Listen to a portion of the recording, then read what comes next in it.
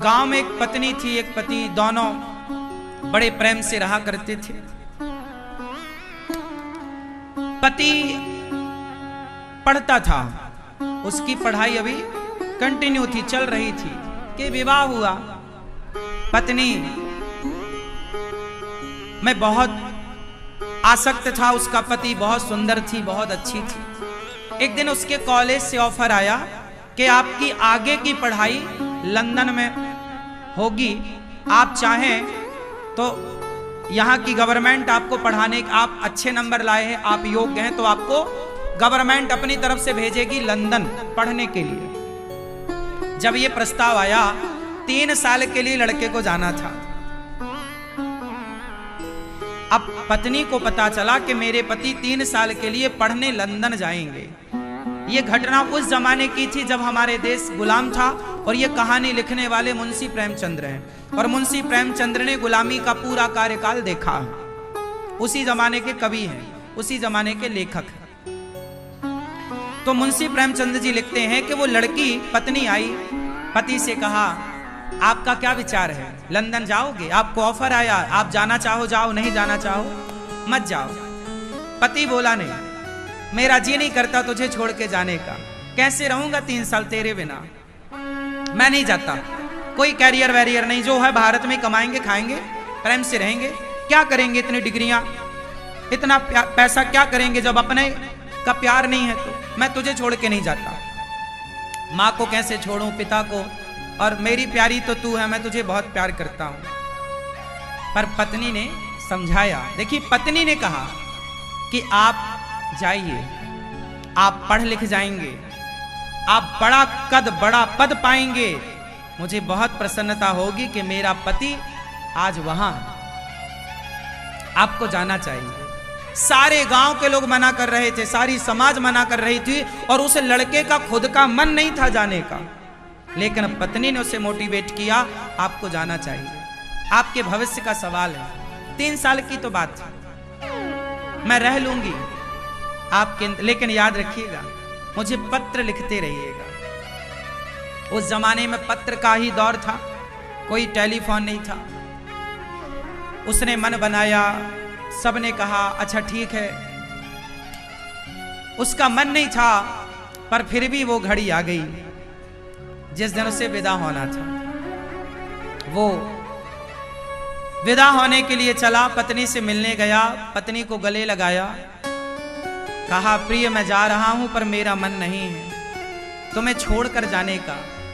पत्नी ने कहा जी मैं थोड़ी चाहती हूं कि आप जाएं, बस आपके पढ़ लिख लेने से इस राष्ट्र का, इस समाज का कितना भला होगा। आप पढ़ लिख जाएंगे तो आपके दोस्त मित्रों को आप न्याय दिला सकते हैं। आप वकालत की पढ़ाई पढ़ने जा रहे हैं, वकालत पढ़ने जा रहा था, एडवोकेट बनना है, जा। गले लगाया पत्नी ने, प्यार की बातें हुई, मुझे पत्र जरूर लिखते रहिएगा। पति ने कहा प्रिय मैं तुम्हें छोड़कर जाना नहीं चाहता, पल पल तुम्हारी याद आएगी, कैसे रहूंगा तुम्हारे बिना। उसकी पत्नी को भी लगा कि मेरा पति कितना अच्छा है, मेरा कितना ख्याल रखता है। पति चला गया, ट्रेन में बैठा और वहां पहुंचा जहां से बड़ी बड़ी जहाजें, पहले यात्राएं जहाजों से होती थी, उस जहाज में बैठ के वो लंदन की ओर चला। वो लंदन पहुंचा, उसका कॉलेज उसे मिल गया, वो पढ़ना स्टार्ट कर दिया। परंतु हर महीने वो पत्नी को पत्र लिखता, पत्नी भी पत्र में उसको जवाब देती, हमें आपकी याद आ रही है, वो भी कहता हम आपके बिना कैसे हैं। जैसे सब प्यार की उपमाएं वहां बहुत अच्छा मुंशी प्रेमचंद्र जी लिखते हैं, वो तो बहुत अच्छे कवि लेखक हैं। सब कुछ हुआ, 1 साल बीता, पत्र आने खत्म, पत्र आने बंद। पहले अब 2 महीने में एक बार आता, फिर 6 महीने में, अब तो साल भर हो गया पत्र नहीं आया। पत्नी को लगा मेरे पति का पत्र नहीं आया। अब जब पत्र नहीं आया तो ये भी पत्र लिखती तो इस पत्र का कोई जवाब ना आया, तो जब जवाब ना आए तो लिखने से क्या फायदा। पत्नी को लगा पत्र आते थे तब तो मैं जी लेती, 3 साल नहीं 6 साल रह लेती, पत्र नहीं आ रहे हैं। पत्नी को लगा कि मुझे जाना चाहिए। वो पत्नी अपने पति को पाने के लिए देखने के क्या हाल है, लंदन में क्या चल रहा है, वहां की हवा ने कहीं उनके मन को परिवर्तित तो नहीं कर दिया। वो चली, लंदन चली वो महिला। गांव वालों ने रोका, ना ना मैं आ जाऊंगी, मैं पति को पाने जा रही हूं। वो लंदन पहुंची। एड्रेस तो उसको पता ही था क्योंकि उसके कार्ड आते थे ना, पत्र आता था तो एड्रेस था। अब वो जैसे ही लंदन पहुंची तो वो जैसे ही पहुंची उस कॉलेज के सामने, क्योंकि उसे कॉलेज पता था मेरा पति इस कॉलेज में पढ़ रहा है, जैसे ही पहुंची तो उसने देखा कि उसका पति सामने से आ रहा था।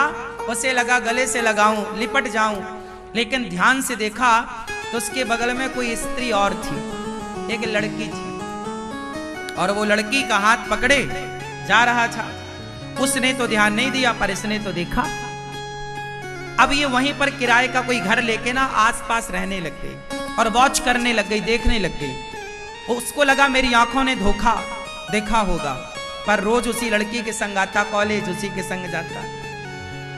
अब ये वहां लंदन में क्या करे, तो इसको सिलाई आती थी, तो इसने भारतीय ड्रेस बनाना स्टार्ट कर दिया कि भाई कुछ तो खाने को चाहिए ना, तो इसने सिलाई करनी शुरू कर दी। कुछ दिन के बाद वही लड़की जिससे उसके पति का इलू इलू था, वो लड़की आई और बोली, बहन वो अगले हफ्ते मेरा ब्याह है, तो तुम मेरा लहंगा बना दोगी क्या, भारतीय ड्रेस सिल दोगी क्या? हाँ हाँ क्यों नहीं, मैं सिल दूंगी। अच्छा, ये जानती थी कि यही वो लड़की है जिससे मेरे पति का चक्कर है, पर ये बहुत धैर्यवान लड़की थी।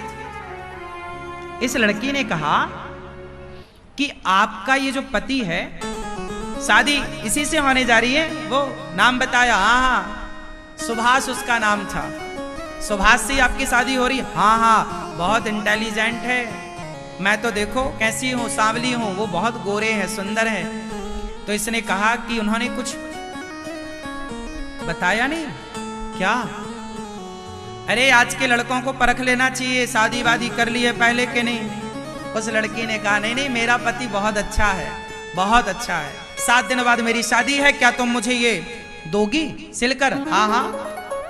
अब बेचारी वो अपना मन लेके उसके पति की होने वाली पत्नी का लहंगा सिल रही है, सिल रही है। लो अब वो क्या कहे, आप ये बताओ वो क्या कहती? चलो वो खड़ी हो जाती, जी मैं तुम्हारी पत्नी हूं, ये कैसे कर सकते हो? चलो, इससे क्या होता कि अपने पति को तो पा लेती, लेकिन पति के हाड़ मांस का करती क्या? दिल तो ना पाती ना, मन तो भटक ही गया था। कीमत इस शरीर की नहीं होती मेरी मां, ये शरीर कीमती नहीं है। इस शरीर में, इस दिल में, इस मन में आप रखते किसे हैं? अब मन तो दूसरी महिला में चला गया। शादी की घड़ी आई, उसने लहंगा सिल के दे दिया और शादी की उसने कहा, बहन मेरे ब्याह में जरूर आना। उस लड़की को पता नहीं कि इसके पति से मेरा ब्याह होने वाला।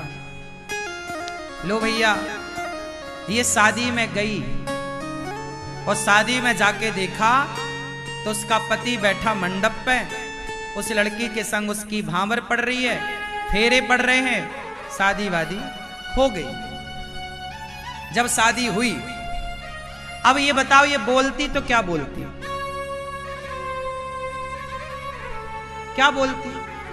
और बोलती भी तो चलो उसका पति शादी ना करता, लेकिन पता तो चल ही गया ना कि ये कितना चरित्रवान है और कितना ईमानदार है, कितना प्यारा है, कितना प्रेम करने वाला है। स्त्री को शरीर नहीं चाहिए आपका, पुरुष को शायद स्त्री का शरीर चाहिए, लेकिन स्त्रियों को पुरुषों का शरीर नहीं चाहिए, पुरुषों का मन चाहिए, पुरुषों का हृदय चाहिए। ये बात पुरुष लोग नहीं जान पाएंगे, लिख लो आप। इस बात को जानने के लिए बहुत टाइम लगेगा, प्रेम की गली में थोड़ा घुसना पड़ेगा। ये बात हम नहीं कह रहे हैं साहब, मुंशी प्रेमचंद्र जी लिख रहे हैं। वो लड़की अपने कमरे में आई। अच्छा, जिसका ब्याह हुआ वो इसकी ना दोस्त बन गई, दोस्त, फ्रेंड। तो उसने कहा मेरा लहंगा सिला है, चलो हमारा ब्याह हुआ है, वो भारत की एक लड़की है, चलो हम उसे लड्डू देकर आते हैं। तो वो अपने पति को लेकर उसके पास आई, दरवाजा खुलवाया इसने। दरवाजा जैसे ही खोला, उसके पति के हाथ से लड्डू का डिब्बा गिर गया। अब वो क्या कहता, सामने पत्नी खड़ी है, उसने तो चोरी की ना, उसने तो विश्वासघात किया। अब वो क्या कहता, वो लड्डू वड्डू सब गिर गए। उसकी पत्नी ने, दूसरी पत्नी ने पूछा डिब्बा कैसे गिर गया? तो इसने मुस्कुराते हुए कहा, बहन नई नई शादी है ना, ऐसा झटका लगता रहेगा। आओ, अंदर बिठाया, चाय पिलाई। उसने नहीं बताया कि ये मेरे पति हैं।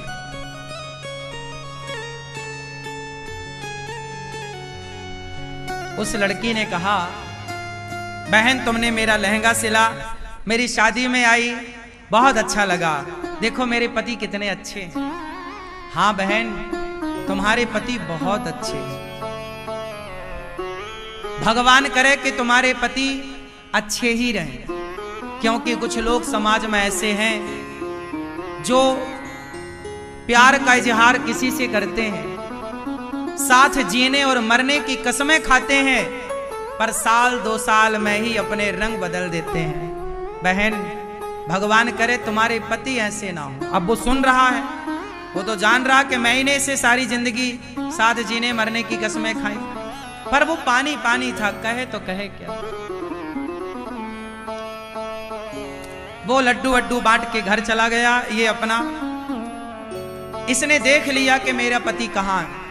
इसने दरवाजा बंद किया, किराए का घर था, किराया दिया, जिसका था दिया, और अपने किराएदार मालकिन को एक डिब्बी देती है, बहन वो मेरी सहेली आएगी कल, तो ये डिब्बी उसे देना और ये पत्र देना, और ये वापस भारत की ओर रवाना हो गई। क्या करती? प्रेम क्या है? ये प्रेम इसका था कि इसने अपने पति से इतना प्यार किया कि उसकी खुशी में, यदि तुम मेरे बिना खुश हो ना तो खुश रहो। ये प्यार है। प्यार त्याग मांगता है, त्याग। ये वापस, अच्छा उसका पति ना, उसे नींद ना आई, उसको लगा मेरी पत्नी कितनी अच्छी है कि मेरा पता लगाते वो भारत से लंदन आ गई, और देखो उसने मेरे बिना किसी और से आंखें ना मिलाई, और मैंने उसके बिना साल 2 साल में किसी और लड़की से प्यार करके शादी कर ली। उस आदमी ने सोचा कि ये जो लड़की है, ये जो मुझे लंदन में मिली है, क्या ये मेरे लिए इतना त्याग कर सकती है जितना मेरी भारत की उस पत्नी ने प्यार किया, त्याग किया। वापस आया कि चलो सॉरी बोलूंगा, माथा चरणों में रखूंगा, माफी मांगूंगा।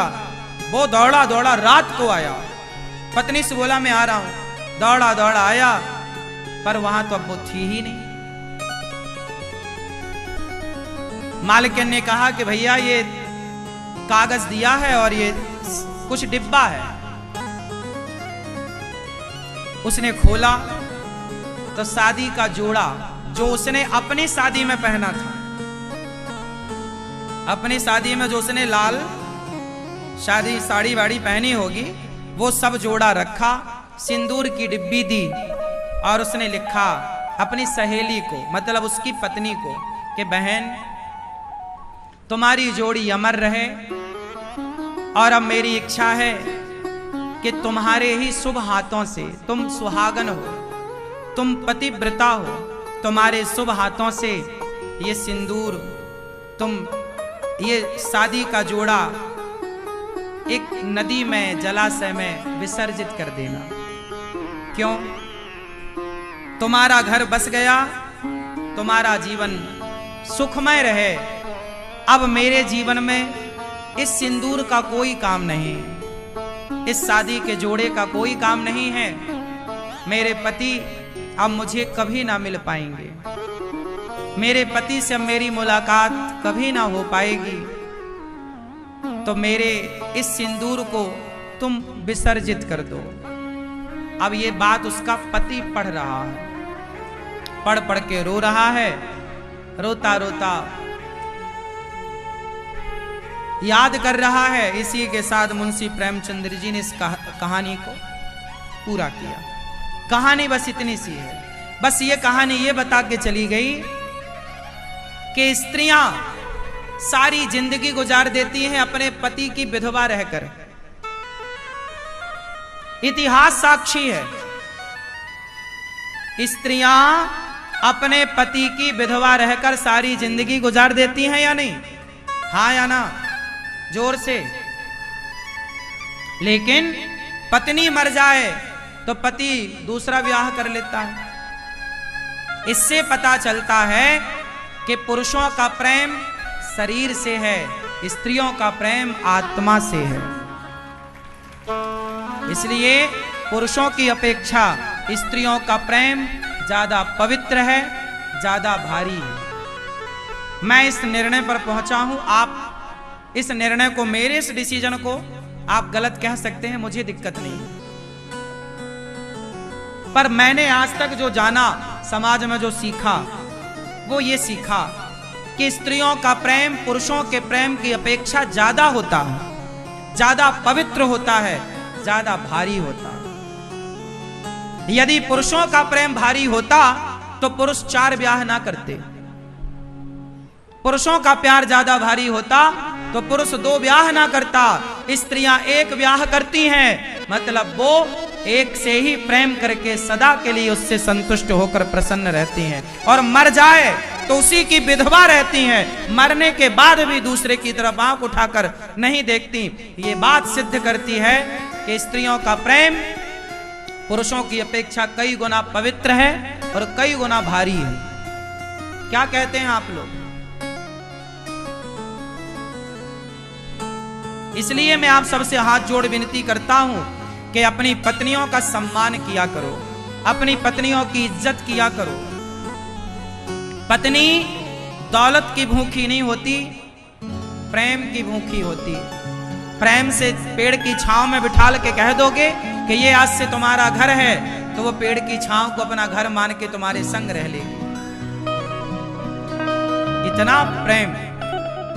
भगवान राम माता सीता के बालों में गजरा लगा रहे हैं, ये बात यहां से स्टार्ट हुई थी। तो भगवान राम फूलों का श्रृंगार कर रहे हैं, तो आप भी कभी अपनी पत्नी का ज्यादा सम्मान किया करो, पत्नी की ज्यादा इज्जत किया करो। हाँ, मेरा मानना कुछ अलग है साहब, क्या करूं? मैं माओ से ज्यादा प्यार करता हूं, माओ से। इसलिए ना ईश्वर ने मेरे खाते में 280 माएं रखी हैं। गौरी गोपाल आश्रम में वृद्ध माताएं 280, और जो घर घर गांव गांव में जो मेरी वृद्ध माताएं जो कथा सुनती हैं और दास को अपना बेटा बना मानती हैं, ऐसी करोड़ों माओं का लाड़ प्यार में लूटता हूं और आशीर्वाद लेता हूं। तो मैं जानता हूं कि मां की ममता क्या है। मां होती है। मां पूत कपूत सुने है परना, माता सुनी कुमाता, कुपुत्रो जायते क्वचिदपि कुमाता न भवति। मां का प्यार और पत्नी का प्यार बहुत अंतर नहीं है इनके प्यार में, केवल दृष्टि का अंतर है। मां का प्यार और पत्नी के प्यार में केवल दृष्टि का अंतर है, बाकी दोनों का प्यार पवित्र है। अब ये बहुत गहरी बातें हैं, समझाऊं तो घंटा लगे, इतना टाइम नहीं है हर चीज को। लेकिन जितना समझाया समझ में आया? क्या समझ में आया बेटा तुम्हारे? हाँ।